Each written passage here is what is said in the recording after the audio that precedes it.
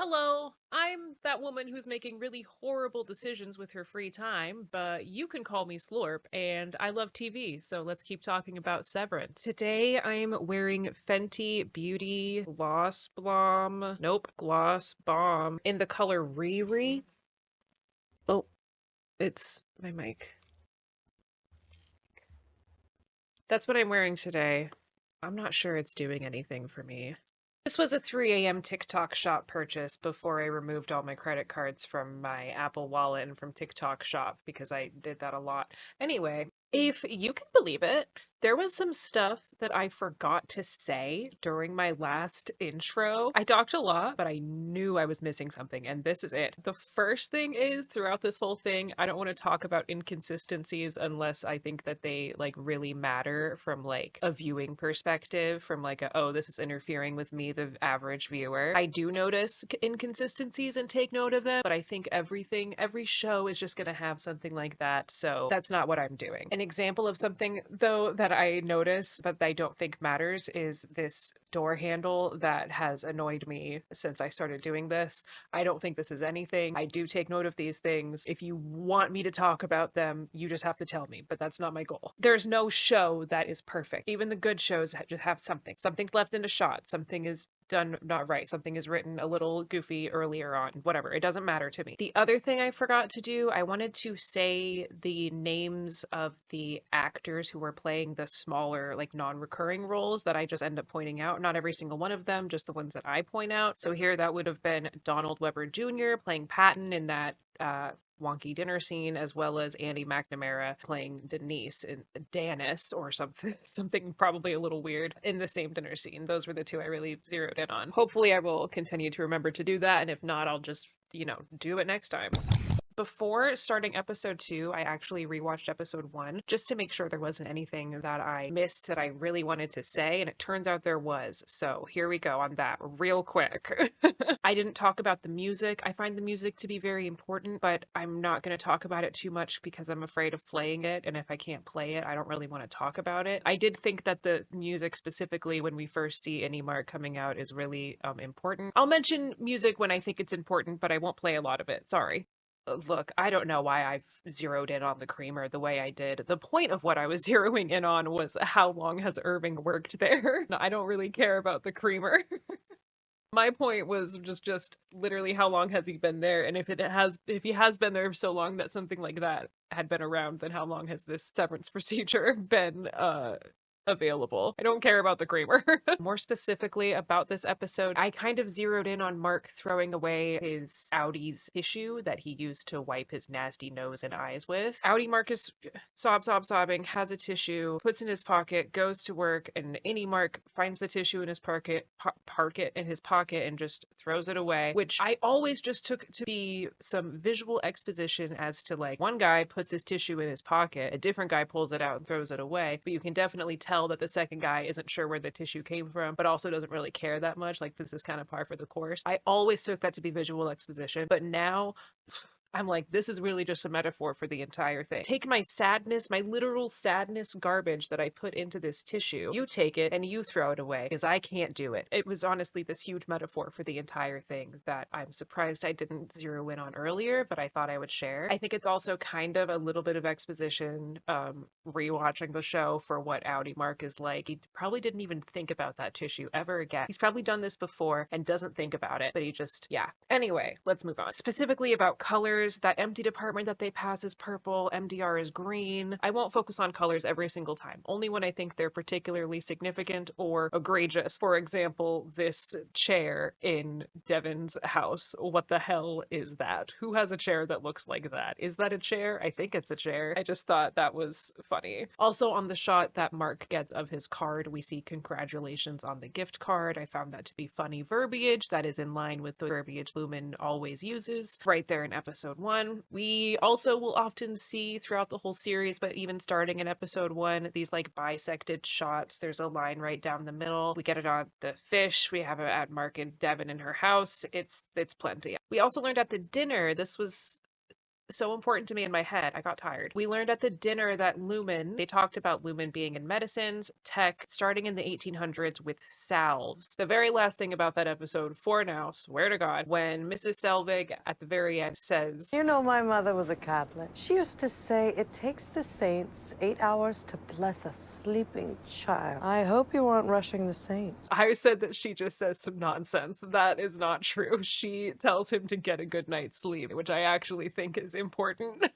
I mean, she literally mentions when he looks bad, so I don't know. Anyway, that's it. That's all I wanted to put through for that ep, and now we can actually start on episode 2. Episode 2 is called Half Loop, or as I like to call it, episode 1 continued. It's just kind of a lot more exposition. This hook is Friday again, but entirely from Audi Helly's perspective, so shorter. We meet Audi Helly for real, and we see her make the video for her innie that we watched any Helly watch. One little detail that's fun about this is that the video camera is Lumen. They are everything. We hear Milchick say work personage. So your work personage will be waking in a few hours on the severed floor. Which I guess is the official term, but we'll never hear that again. It's Innie. Helly and Milchick stare at the big head on the wall that we saw in the first episode, and Mr. Milchick says, You know he used to drink 3 raw eggs and milk each morning? what? Once you get past the visceral element, if you will, of that, we can jump back to the first episode real quick. Question 4. What is Mr. Egan's favorite breakfast? They're staring at this big head in the wall. He says, did you know he drank his eggs and his milk each morning?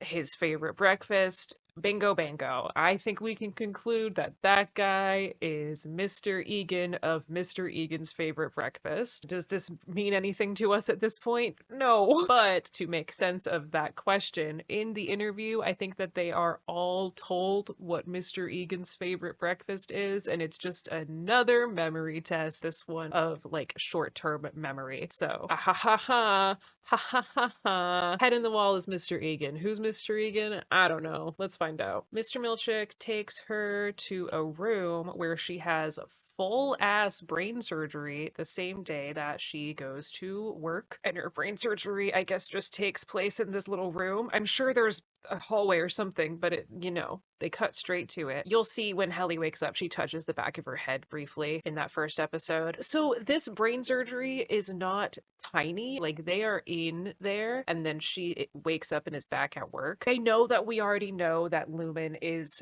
an extremely advanced company, but I think that this is supposed to speak to just how advanced they are, or just how advanced this world might be. Even though it looks exactly like ours, we've made like these weirdly huge strides in medicine, but I'm not seeing a huge improvement in quality of life other than work. Could that be what the whole thing is about? What I'm saying is she can have this huge brain surgery, go back to work. The science is here. The science is Lumen. We get to see the doctor open up the microchip package. It says Severance microchip technology. Don't live to work, work to live.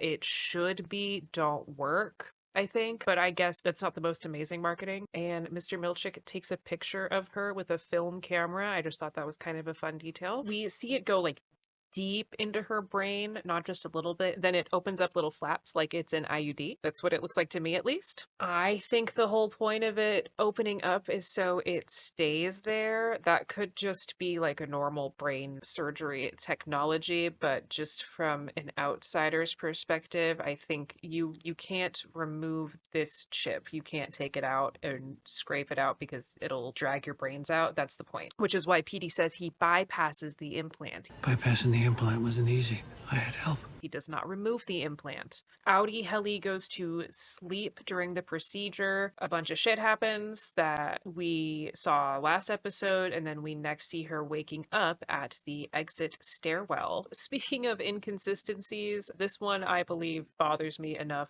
to bring up. In that first episode, when Helly is looking through, I think we should have been able to see Milchick at least once. It's kind of crazy to me that she can see the stairs but not him. I will accept, this is how I fix this inconsistency for myself, I will accept a kind of Lumen-esque filter over the window that like keeps severed people from seeing any non-severed person. I would believe that they have the technology to do that. To me, he's just standing a little bit too close for her to not be able to see him and for me to not have to create that headcanon for myself. It's not like a ding on Severance. I think it's interesting that a show that's so precise might miss that. Anyway, let's talk about the scene. We have Helly run out, talk to Milchick, go back in the first time, What the hell? go out again. What the hell? What the helly? And in between her going in and out this time, Milchick talks on the phone with someone and he says it's going fair. So yes, this is pretty normal. By the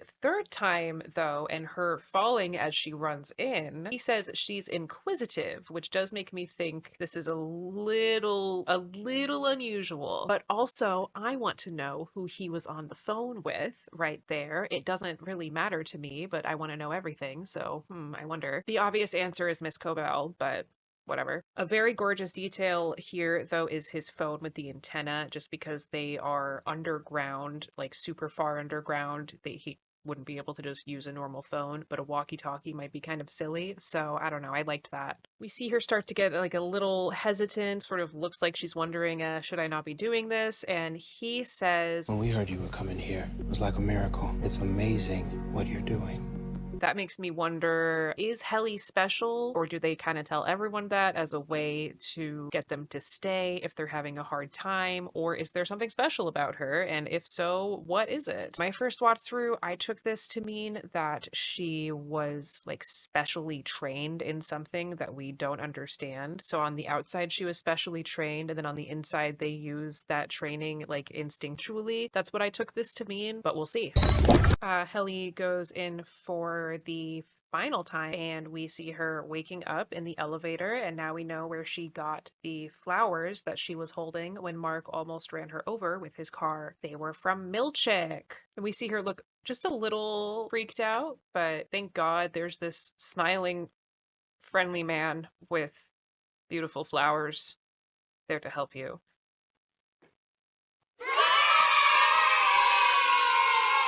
Okay, we're back. And then we see the Severance theme and hear the theme song for the first time. I actually don't want to talk about the theme too much, other than that I think it's pretty great. I think Tig Notaro did a really good job here as Adam Scott as his innie and outie. I think it's really interesting that they had her do it instead. Of course, I do think we all need to subscribe to her podcast and start listening to it as soon as possible so she doesn't have to keep taking gigs like this. But nonetheless, it's a fantastic intro. I don't want to talk about it because while I do think obviously the content of it is important and meaningful, it doesn't like technically happen. Maybe like as in a separate video at the end of all this, we can talk about the season 1 intro, but it doesn't have to do with the actual content of the story, so I'm leaving it aside. Actually, there is one piece that I can't stop thinking about. Here, let me show you. And again, I cannot play the entire song. I'm only going to play this one part of it. That just sounds really familiar to me. Close them up. Na na na, na na na. They're awesome, just like on Sports Center. Na na na, na na na. Na na na, na na na. I know, that's what I did. Na na na na, na na na. Na na na. Na na na. I feel like I just unlocked some Forbidden Scrubs lore. JD was one of the first people ever to be severed. That's why he's so dumb. They're awesome, just like on Severance. Who am I making this for? Anyway, the intro is a separate discussion. Overall, it's for maybe the end of the season. It's good though. It's very good. Okay, after the intro, it is Monday morning and we see Mark be the first one to arrive at work. Sometime between Friday and Monday, Howdy Mark found out he would have to go into work a little earlier from now on, probably via an email, and I'm okay with that. And I also wonder if the time difference came with a raise. I don't think that the position would have come with a raise because Audi Mark doesn't even know, but maybe the fact that he has to go in earlier would matter. Who cares though? And now he has opening duties. All right, the senior refiner morning checklist I have looked at. The only things that are very intriguing to me, I find it to be excessive, but other than that, uninteresting except for the Lumen Compliance Handbook and and appendices, return vending machine tokens to jar, and acknowledge Keir Egan portrait. And then also, of course, self-assess, can I lead today? Mark, like, happily does each thing. We don't see every single thing that he does. This is another point where the music is very important. We get this, like, upbeat. I'm having the most annoying day of my life, maybe, but whatever. We see the Lumen Compliance Handbook and appendices. Appendices? It's a huge encyclopedia-looking handbook with like 3 appendices. I think we all know that's not a normal handbook. We don't see the vending machine tokens. We don't see Mark return those to the jar, and we don't see him acknowledge the Keir Egan portrait. But we finally have a full name from that checklist. We'll definitely get his full name again later. On this checklist, I think, is where it is for the very first time in full. Mark goes through, does each thing, and then he notices as he's dusting their desks, their work picture, and he is distressed because he sees Petey, his best friend Petey, so he decides to put them away in the storage closet. I kind of think him moving the boxes side by side to place the pictures is very deliberate, along with those bisected shots. It's kind of similar to that to me. It's not really necessary, but he is moving them past his whole head. Now Helly walks in. We learn through Helly that the whole weekend just happened. Now it's Monday. It's her second day, so we can sort of conclude here that the entire show has been Friday, Saturday, Sunday, Monday, up to this point. This is Monday. More confirmation that they don't have outside memories. Helly is like, what the Helly? Mark also says here that it's apparently important that they don't meet on the outside, but he also doesn't even know why, and Itty Mark is just like Outie Mark,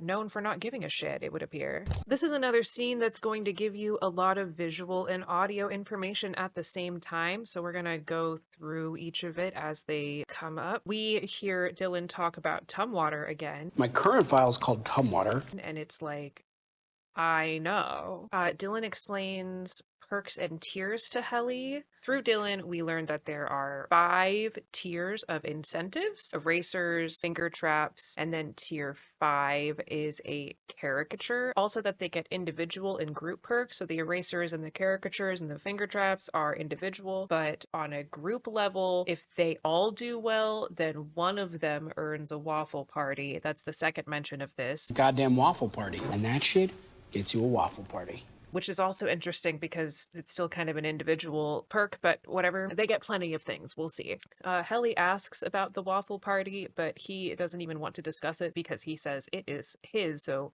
back the fuck off. But at this point, it's safe to assume that it is a party and there's waffles there. Helly asks about the head cube, the one that says Allentown, and Dylan says, That's not a prize, that's just something they gave him. kind of with a hint of jealousy, I might add. We still have this air of mystery around the head. Then what do we see? Not only do we hear about Tumwater, we get to see it again. We conclude, based on what Dylan says, Which I started some 11 weeks back. that it took him 11 weeks to get to 96% to complete on Tumwater. His caricatures, we see him as an astronaut on the back of his desk, him buff on a surfboard, and as a trapeze artist, I think. And then the handbook that Helly has, what I can make out from the handbook isn't anything like super crazy, wacky, revealing. I see a topical salve company to biotechnologies, so we get that as sort of a canon reality of the company. We get this little implant mascot named Sevi, so that's crazy. We also get a little bit of interesting language. I think it says a refiner is someone who makes something pure. I guess that's like true, but also weird. The rest of it is sort of blurry enough for me to not, I don't really want to read that. I don't want to go too far into that. If there's something there, I shouldn't know what it is. I also see knowing the true meaning behind the numbers would inhibit your natural intuition. First of all, I see nothing about confidentiality there. This is more solid proof that this whole setup that Mark is severed because he's in the corporate archives division is not true. What they're doing has something to do with their intuition, according to this handbook, and as we'll see later,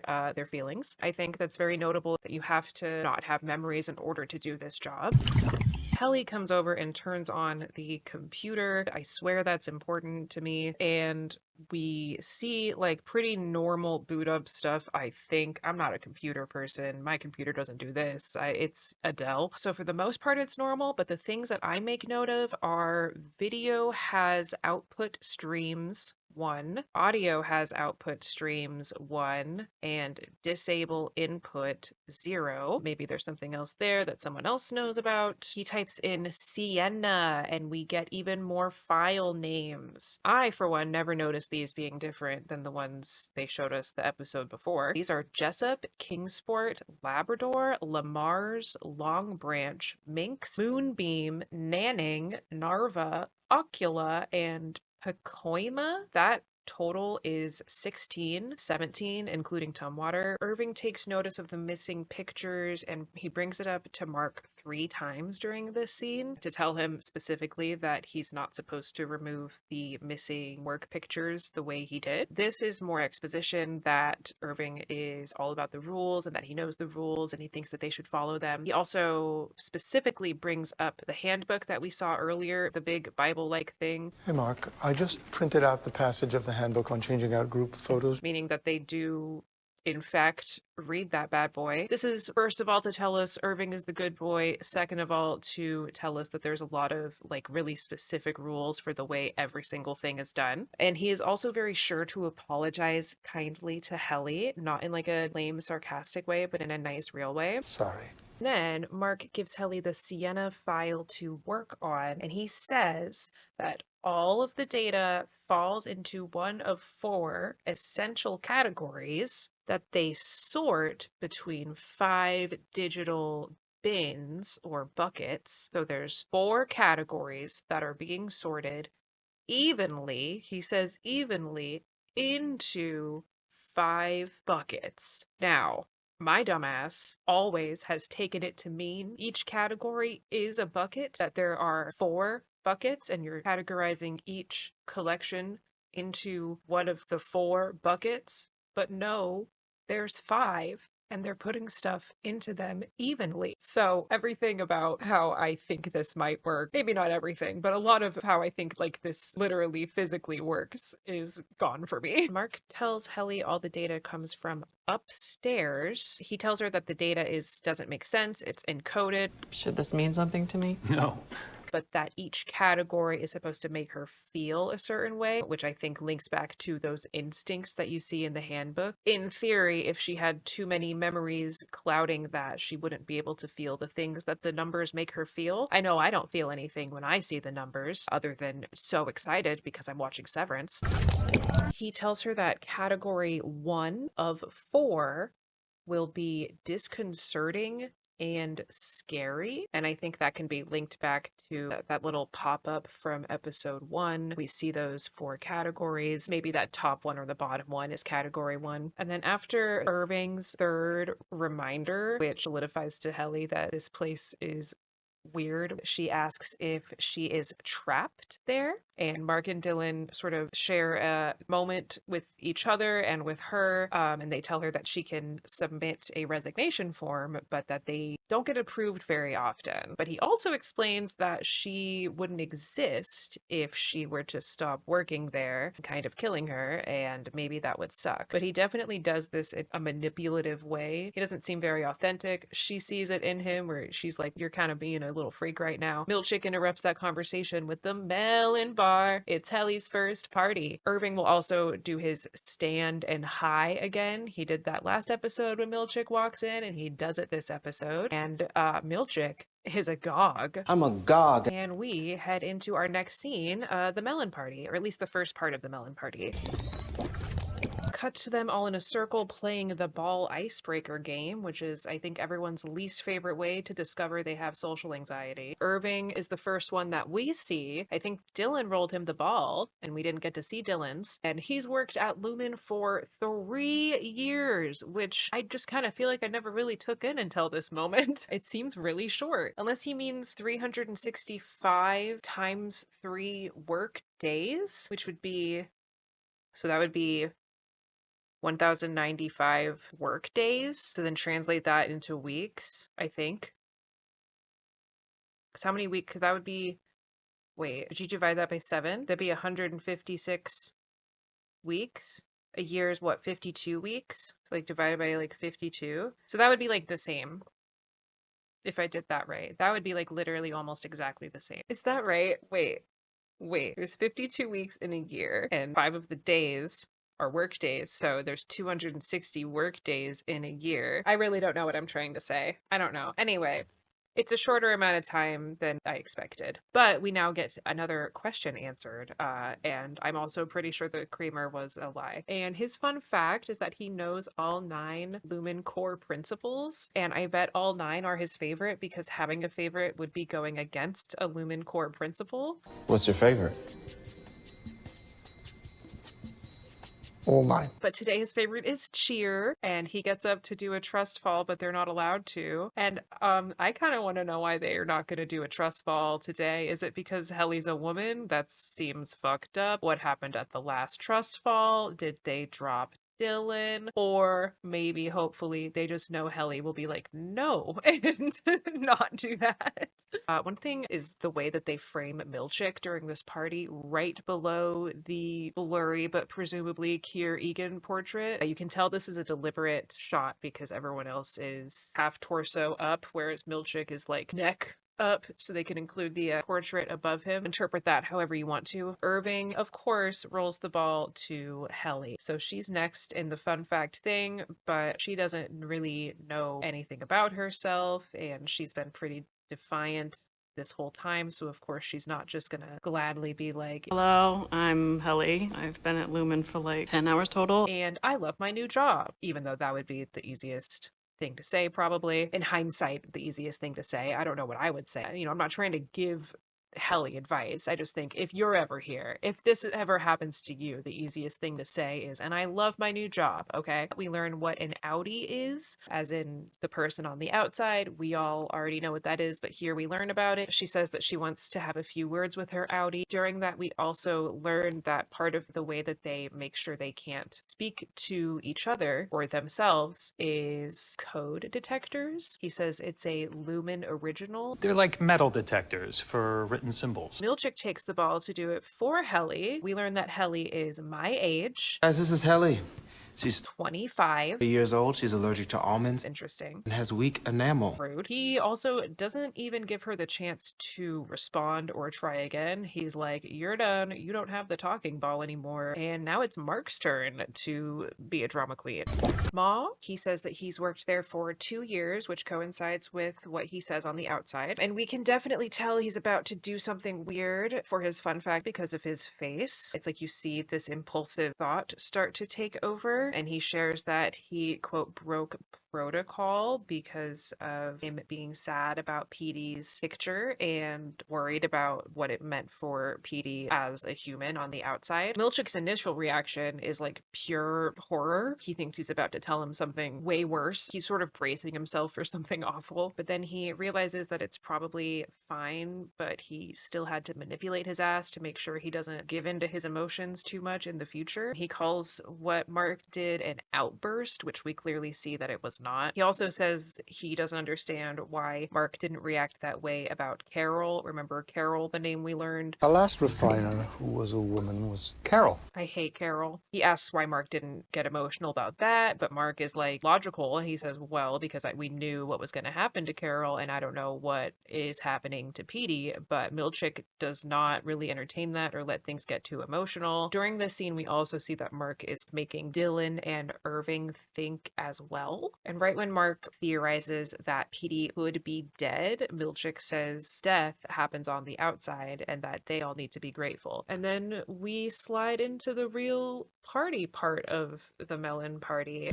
While they're eating their melon, Irving notices some black stuff under his fingernails while he's sitting near those handbooks again, and we get an even more clear portrait of Keir, but most importantly, the black stuff under his fingernails. Mark and Helly joke with each other at the melon bar, establish their relationship a little bit further, and Helly encourages him to continue trying to figure out what's up with Petey, but Mark is like, no, that was like a nice reaction from Milchick. I definitely am not down for that, so shut the fuck up.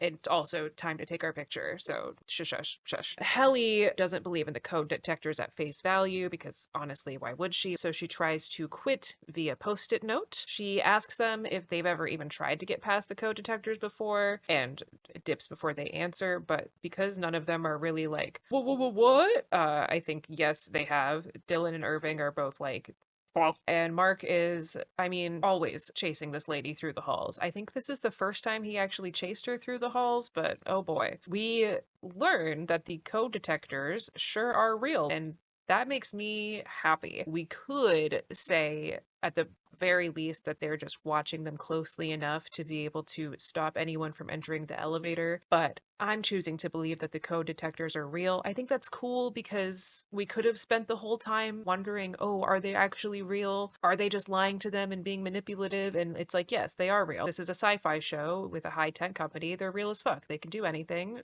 Suspend your disbelief. We get our first look at Mr. Grainer, whose name we learned yesterday from Petey at Pips.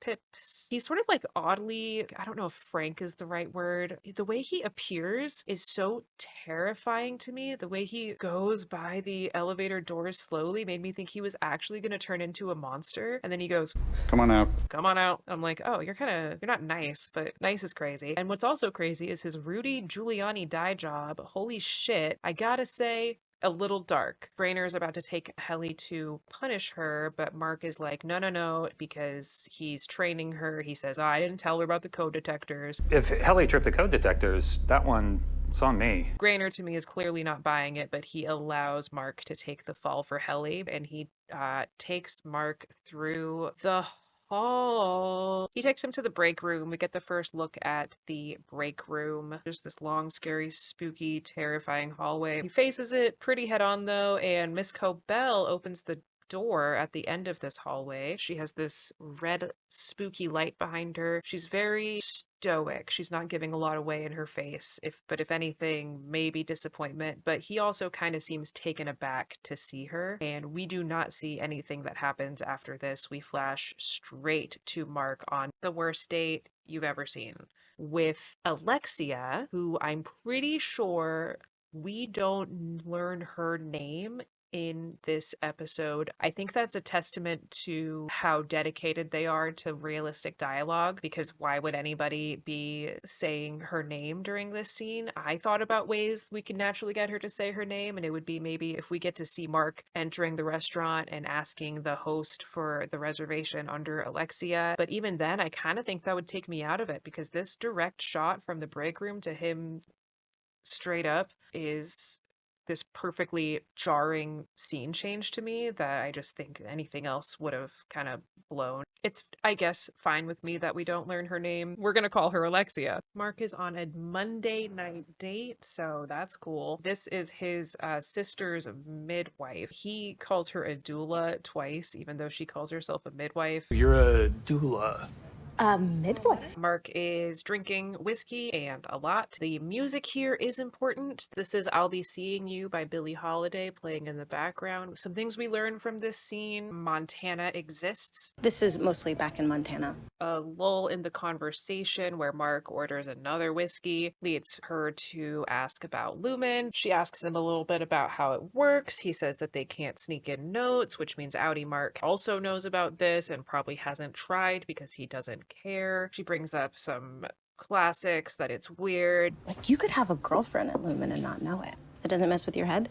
And he confirms that the point for him is to not exist and to not think about that. And we flash from that to the two of them taking a post-dinner stroll outside. We learn that Mark is from Gans, which is not a real place. And this is also a display of how Mark doesn't listen because he gets Montana and Minnesota confused, but also we learn that Minnesota exists. Isn't Minnesota like crazy cold with the lakes? Minnesota was very cold the one time I visited from my home in Montana. And Alexia tells us that Lumen housing exists. She asks him if he lives in Lumen housing, and he confirms that yes, he does, and he does it in the rudest way you could possibly imagine. I live in Baird Creek, and yes, they happen to be subsidized by the company that employs me.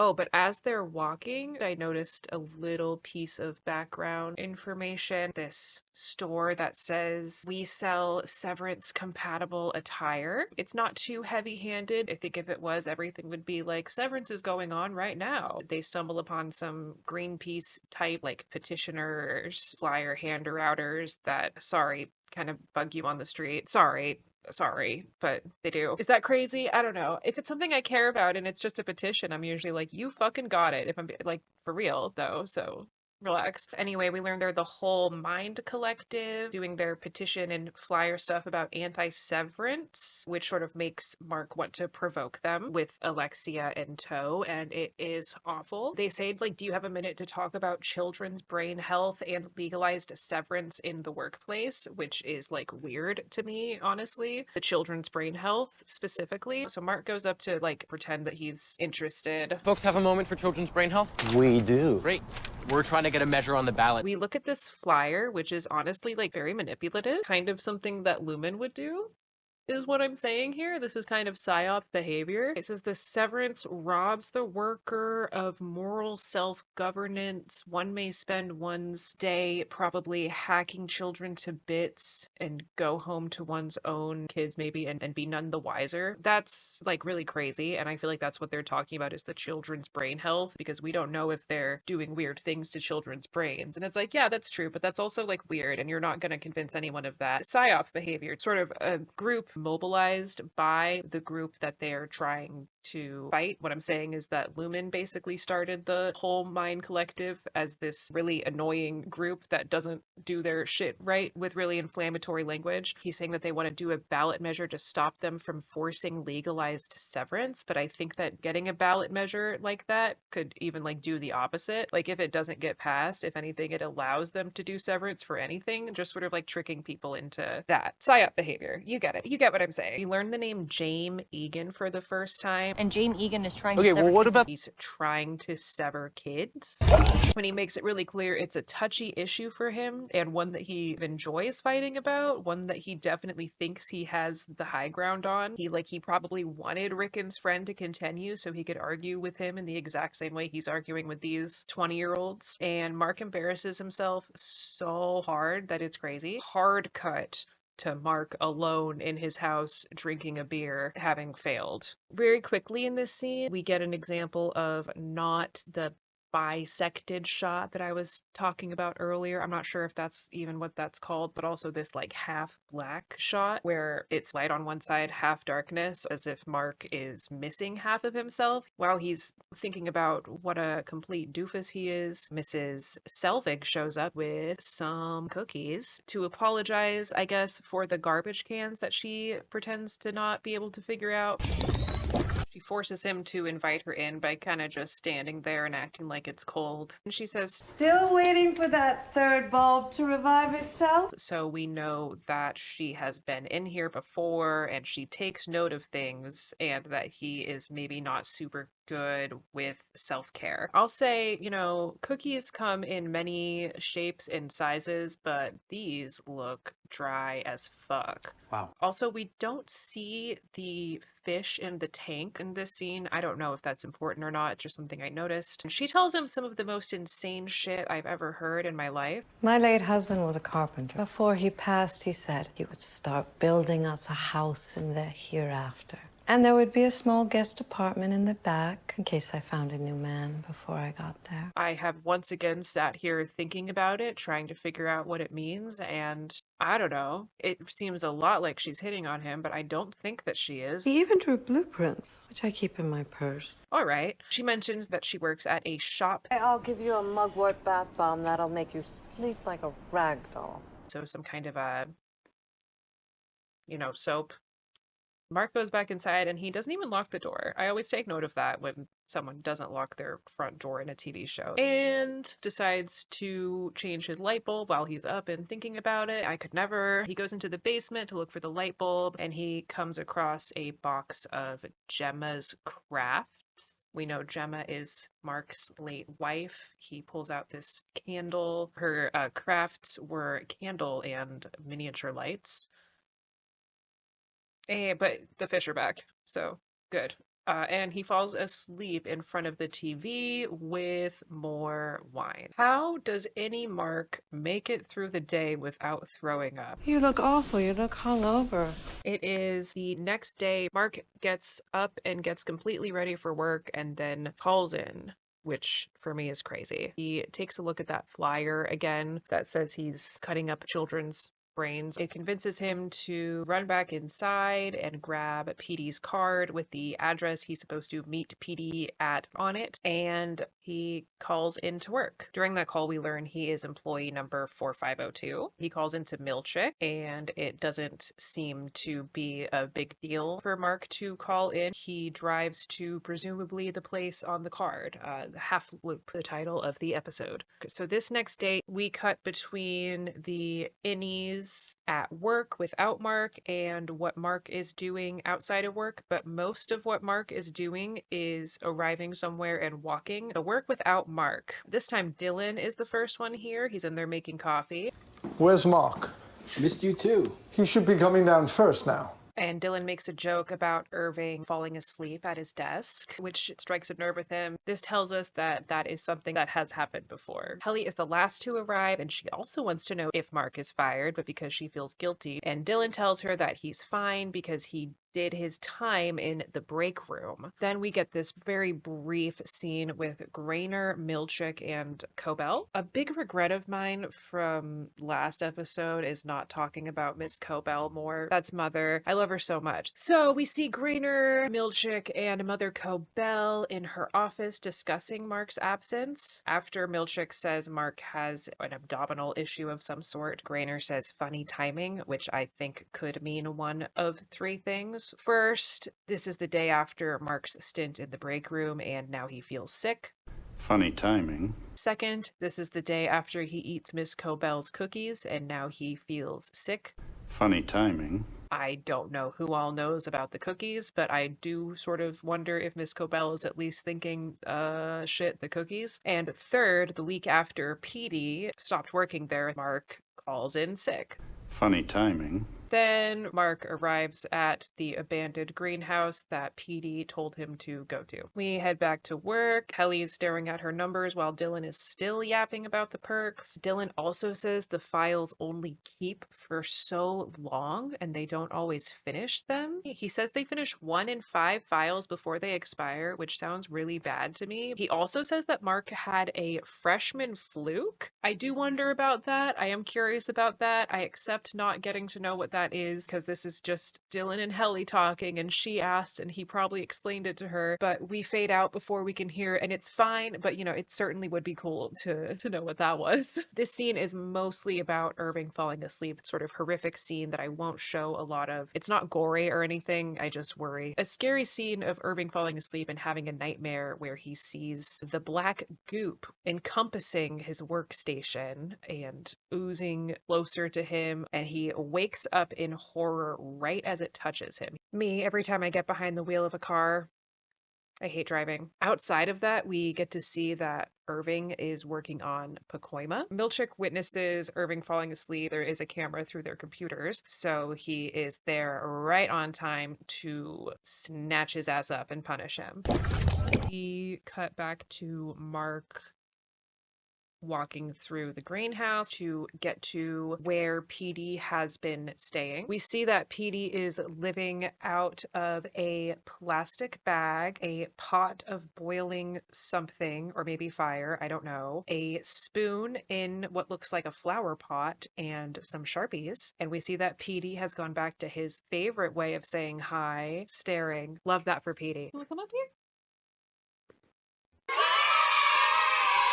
That scene is very brief. It's hardly even a scene. We're already back to Milchick and Irving. Milchick is walking Irving and reprimanding him through the halls after he fell asleep. He tells him his sleep hours will be deducted from his Audi's paycheck, which is like, no way. I don't think that could possibly be true. He also says that Irving broke him and Miss Cobell's trust, which is like, no, you didn't. Falling asleep isn't breaking trust. No break room for Irving though, thankfully, but he does get get a wellness check. We hear the name Miss Casey for the first time. We'll do a wellness check with Miss Casey and go from there. Seems like an established person in the office. At wellness, we see these signs: let not your weakness live in your veins and tame thy tempers. And they're both from Keir Egan. Milchick leaves Irving there, and we flash back to Dylan and Helly now alone in the office. Helly with no idea what she's doing. She's still at 0%, working on Sienna. She's goofing. Dylan is like, don't you dare goof while I'm working. Don't fuck around. I'm almost done with Tumwater, you stupid, stupid slut. I like this scene a lot. I think this is possibly the least important scene in the entirety of Severance, and I think that that is great. It does establish some character traits for Dylan and Irving. Dylan thinks that what they're working on is they're cleaning the sea by blowing it up, and Irving thinks that they're removing curse words from movies. She likes to be under the blanket a lot. So then we jump back to Mark and Petey at the greenhouse. They've been talking for a little bit. Mark asks Petey, what are we doing? What are we working on? And Petey says, oh, I don't know. I thought without Severance it would make more sense. Petey also says that he has been reintegrated for 2 weeks now, and we know that Petey was at work up until 4 days ago, and that he has been mapping the floor. I hid the original for you when I left. Which makes me wonder if he knew it was his last day, or if he always hid it there every night. That would make a little bit more sense to me. Let's take a look at this map. Specifically, we see wellness. We know Irving is there right now. We see the break room. We know that's where Annie Mark was yesterday. We see some up arrows on the right and up and down arrows on the left. We also see some hallways connecting other hallways down on the bottom. And right after that, Petey gets a bad headache and says he has reintegration sickness. Petey was sniffling yesterday. And he also says that he cannot go home. I'm assuming he can't go home because he's being followed. Mark asks Petey if it's really that big of a deal, and Petey decides to tell Mark about a scary room. There's this room. We go in there when we don't act right. The break room. He reveals at the very end of this, it's the break room. Petey has a tape recording. Immediately makes me wonder, how the hell did he get that? Petey plays Mark a recording of Mark's very own break room experience, of Mark saying the same thing to Mr. Milchick over and over again. He's saying, I'm sorry, in a very creepy way. It's spooky dooky, and Mark is definitely very shaken by it. This is the first time we see Mark give a shit about anything. Now, here is a fun fact about this scene. Not about the acting, not about the production, not about the show itself, but about me, a self-proclaimed Severance expert. The first time I watched this show, all up into this last time while I'm taking notes, I was under the impression that Petey was playing his own break room experience for Mark. I think I have problems with my ears. I've probably watched this episode like 17 times, so it's crazy. It took me watching it this time and going, huh, that kind of sounds like Mark. Is that supposed to be Mark? And turning on the closed captions and having my fucking mind blown, realizing that that was Mark. How did Petey get a recording of Mark? Because Petey had the recording, I assumed it must be Petey's own break room experience. I even went to the internet to look it up to see if this was some big revelation that anybody else had, and I didn't see anybody else experiencing what I experienced. Just a lot of them discussing Mark's break room tape recording. So, yikes. But I sort of got to watch this scene in a new way, having realized that this was a much more frightening experience for Mark. At first, it seemed to me like he was scared for Petey, but he's actually scared for himself, and that makes a lot more sense. Given his character, if it was Petey on the tape recording, Outie Mark would be like, well, I don't know. What did you do wrong? Were you sorry? But anyway, now we know a little bit more about what happened to Mark yesterday. We cut to Irving waiting for his wellness visit. He decides to get up and stare at this painting. I think this is our first severed floor artwork that we see. They have their very own strange artwork. This appears to be a Renaissance painting. I thought that this was emulating a specific painting the very first time I saw it, but upon doing a little research, I don't think it is. Here is clearly God here with apparently this is a cat o' nine tails being brandished at four just complete weirdos: an old nun, a jester, a goat, and a pretty normal woman, actually. You see this guy on the outside. He's in a cave with these three people and a goat. As Irving looks at this painting, we have someone walk in.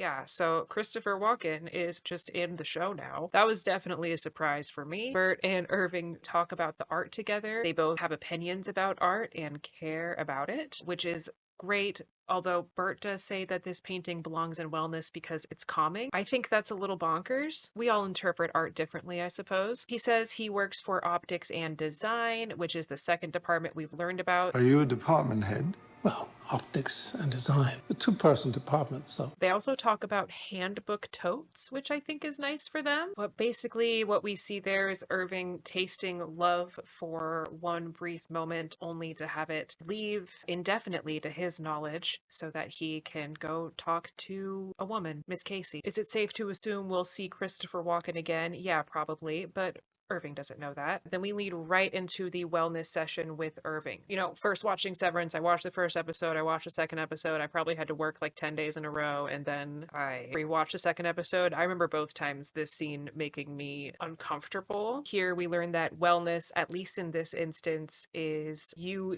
getting facts about yourself on the outside of work. Miss Casey tunes a little mood machine. There's a pretty tree and a huge piece of ginger on the table. And we get the highly memeable "your outie" language. The actress that played Miss Casey says to relax your eyebrows when you're trying to do the Miss Casey stare. Your outie once hit the bong and then got the worst nosebleed of her adult life immediately after. Your outie is sorry that she only drank an iced coffee before coming here today. Your outie makes YouTube videos. I guess those would be my facts. She says try to enjoy each fact equally and not to share them. I'm not going to go through Irving's facts right now. Most of them are broad enough to be applied to anyone. Like, I don't think Irving is attending very many dances out there, but I guess I don't know. We learned that he owns a machine that can play films, which is a little bit of a brag. As it turns out, the guidelines that she gave are actually rules, and he has points, and if he shows preference or speaks, he will lose points and potentially end the entire wellness session. This is where it becomes uncomfortable to watch him maintain extreme composure while hearing about himself, including that he's good at kissing and lovemaking. There is a camera in the ginger. More about how things work here and how controlling and uncomfortable it is. Back to work, we now do see the vending machine tokens that were mentioned in Mark's checklist earlier. We see limit 2 tokens per person per day. Dylan takes one and gets a snack.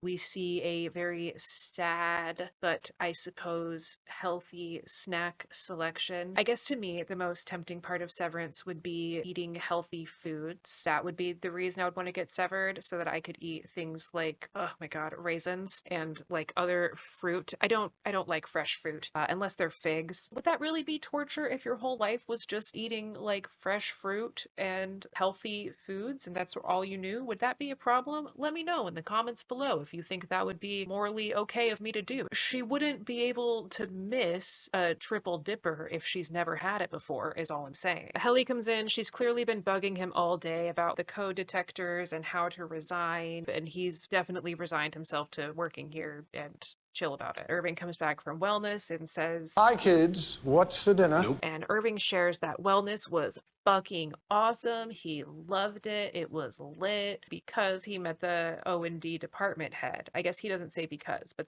we know that's why. And it turns out Dylan also knows the O&D department head. Bert? I've met that guy. He's a fuck. Dylan makes sure Irving didn't tell Bert where they are. He says it's for the safety of the department, and Irving says, like, that's a myth. They're talking about something we don't fully understand. Irving says all Dylan cares about is perks. Dylan quotes the handbook at him like it's a literal Bible. He says, and all in Lumen's care shall revel in the bounty of the incentives spur.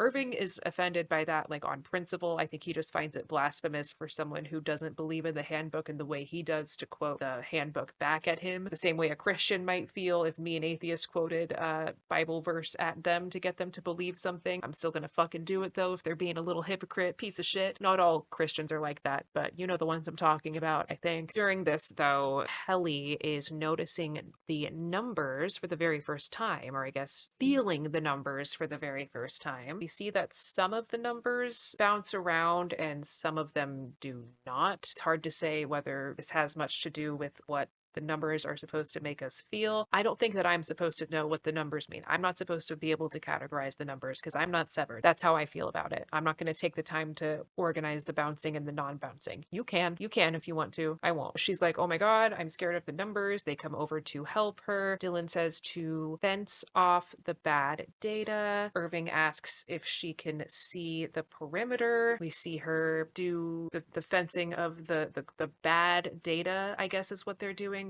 It's the bad data. And then she puts the fenced off bad data into bin 1. We don't see that pop up that we saw in episode 1 again, but that is where she puts it. We all celebrate. Good for Helly. We're proud of her. Irving is very proud of her. Hip hip. Helly is scared, but she's gonna be okay. Finally, it's the end of the day. We cut to Mark and Miss Cobell's house. She is watching his house in braided pigtails and a turtlenecked nightgown. I guess it's cold. She could also be in character. That's all we see of her, though. Mark brought Petey home to sleep in his basement. Thank God. Can you imagine? He just left him with his boiling piss bucket back there. He heads to the bathroom to shower. Mark's robe is indeed blue and red. We see Petey receive a call on this flip phone that he ignores, and he gets one of his big headaches and a bad nosebleed, just like me after I rip the bong, before getting in the shower. Or is it during getting in the shower? We sort of get to see what Petey's experience is right now. Petey sees himself at the sink while he's in the shower, meaning Petey sees himself in the shower while he's at the sink. While he's Petey at the sink, the first time getting his nosebleed, he's been living in a greenhouse, so he's all messed up and dirty. But when we see Petey seeing himself from inside the shower, he is in his suit, his Severance compliant suit. He's really having a hard time. Petey is kind of two people now, and his brain is trying to make sense of that, trying to reconcile that he is two different people meshed into one person. Oh my God. He's dead. That was a joke for some very specific people. And that is that. We end with this killer song that I won't play. It goes, baby, I love it, except it's not baby, it's daydream. Daydream, I love it, on a couple of hours, on a beautiful day. Does anyone else know a song that goes, baby, baby? Because I thought that was this song, but it turns out it's not this song. So I'm wondering if I made that up. Baby, baby. I think I made up a song. We're done with the episode. We did it. So let's get into our after episode 2 questions. But first, I will talk about what questions we have answered from episode 1. First, who is the big head on the wall? We now know that that is Keir Egan. How long has Irving been severed? He's been severed for 3 years. That's really it for questions that episode answered for us. Now, these are the after episode 2 questions that I have. Is Helly special? And if so, what makes her special? Who is Keir Egan? Why are there procedures for everything, and why does that matter so much? Why do the files expire? What are the 9 core principles? Do the resignation requests make it out. What is under Irving's fingernails? What is the funny timing? Funny timing. What is Mark's freshman fluke? Is Irving's nightmare content significant? How did Petey get the tape of the break room? And do code detectors not work on tapes? And I do think that is it. Okay, we did it. Today I'm wearing Fenty Beauty Gloss Bomb in the color Riri.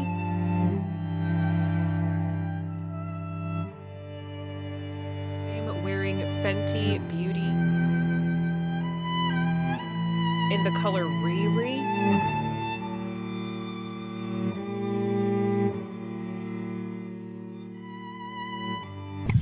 This took me a little longer than I wanted it to because I got distracted with trying to finish the season of Fortnite. I did not finish it, and also there was a Dead by Daylight Chaos Shuffler event going on, so I also wanted to do that. Once those things were over, I was able to sit down and record. I'm sorry. I said I was making bad decisions with my time. Definitely hit the like button and the subscribe button, please. I'm a minuscule creator and that would be so helpful. I got like 15 subscribers from my last video, which to me means the entire world. Thank you so much for the support. And if you liked this, like, comment, give a girl a clickety clack. I stream on Twitch, so if you want to watch me there, you want to watch me try to talk in real time, come see what that's like. Oh, I have a Patreon. It is mostly a joke right now, but if someone out there actually wants to support me before I know what I want to do with Patreon, you are fully welcome to, but I don't have anything to put on it. I don't expect anyone to. I really need to get a job. You think that's it? I think she thinks that's it.